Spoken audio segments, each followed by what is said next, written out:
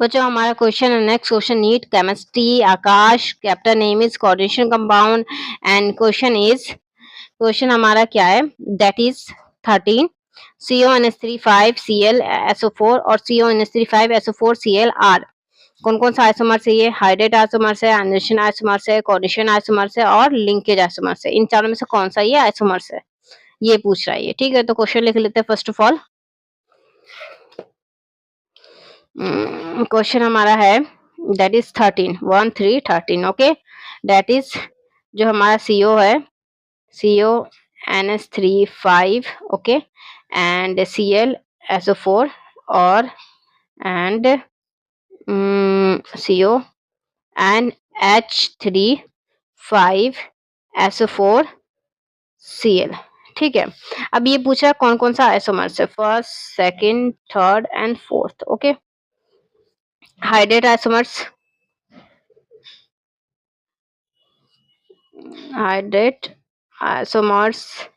दूसरा है हमारा आयोनाइजेशन आइसोमर्स थर्ड हमारा कोऑर्डिनेशन आइसोमर्स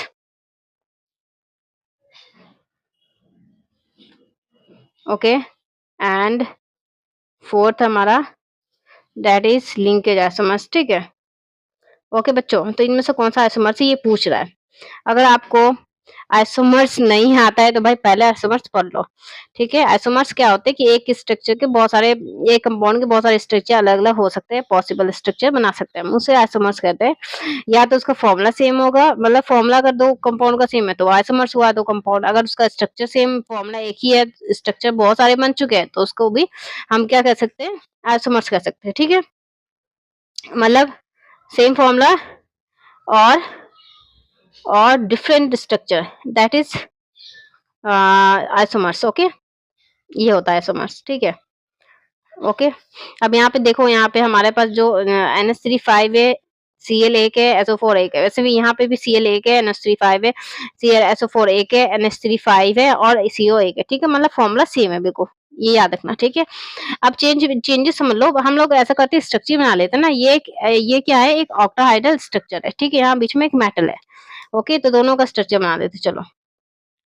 ये हमारा CO यहाँ पे है ये हमारा CO यहाँ पे ठीक है यहाँ पे हमारे 5 लाइगेंड्स है 5 जीने के लिए सोचा ही नहीं दर्द भी सहने होंगे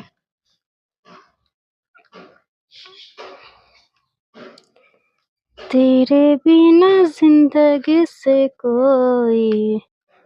शिकवा तो नहीं शिकवा नहीं देखो भाई यहाँ पे हमारा एक मेटल कोबाल्ट है ठीक है अब हमारे पास कितने लाइगेंड्स है NH3 भाई ये कोऑर्डिनेशन जो स्फीयर के अंदर है ना वही कॉम्प्लेक्स कंपाउंड मतलब जो इस टाइप का एक कॉम्प्लेक्स कंपाउंड बनता है ना देखो यहाँ पे 2 लाइगेंड्स है और यहाँ 4 लाइगेंड्स 6 लाइगेंड्स का ऑक्टाहेड्रल तो ये जो कॉम्प्लेक्स कंपाउंड बनता है ना बच्चों वो कोऑर्डिनेशन स्फीयर का अंदर वाला ही बनाता है अपने दिमाग में ही डाल देना ठीक है तो ये हमारा NH3 1 NH3 2 NH3 3 NH3 4 NH3 और 5 NH3 5 NH3 तो है ही यहाँ पे उसका कुछ नहीं कर सकते और दूसरा क्या है हमारे पे कोऑर्डिनेशन पर Cl है यहाँ पे हमारे कितना है 5 NH3 है 1 NH3 2 NH3 3 NH3 4 NH3 5 NH3 और यहाँ पे हमारा क्या है SO4 है ओके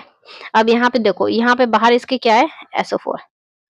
यहाँ पे बाहर क्या है Cl है ये मतलब ये प्लस का होता है ये कोऑर्डिनेशन कंपाउंड पूरा का पूरा कॉम्प्लेक्स क्या है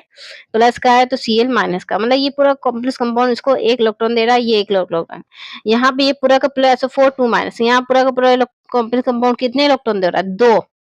और यहाँ SO4 कितना इलेक्ट्रॉन ले रहा है 2 इलेक्ट्रॉन ले रहा है तो यहाँ पे क्या चेंज हुआ आयंस देखो यहाँ पे कॉम्प्लेक्स कंपाउंड कितना दे रहा है 2 यहाँ पे कितना दे रहा है 1 सब कुछ सेम है भाई, देख तुम लोग देख लो ना, फॉर्मूला सेम लिखा है सब, मतलब कुछ भी चेंजेस नहीं किया, ऐसा नहीं कि एक नया एक्स्ट्रा फॉर्मूला इसमें डाल दिया या नया आइटम डाल दिया, नहीं सब सेम है। यहाँ पे सिर्फ हम लोगों ने Cl को बाहर निकाल दिया और SO4 को अंदर डाला, तो इसमें आयंस में क्या हो गया, चेंज हो गया। यहाँ पे जब यहाँ पे SO4 था तो यहाँ पे कितने आयन थे, प्लस के 2 था पूरा कॉम्प्लेक्स कंपाउंड में, ठीक है। और यहाँ पे जब Cl बाहर है तो पूरे कॉम्प्लेक्स कंपाउंड में कैसा चार्ज है, प्लस का 1 है, तो चार्ज आयन चेंज हुआ, दैट इज आयनेशन आइसोमर्सिस को कहा गया है। अंडरस्टैंड। नेक्स्ट क्वेश्चन का बात करें हम लोग, बच्चे जो हमारे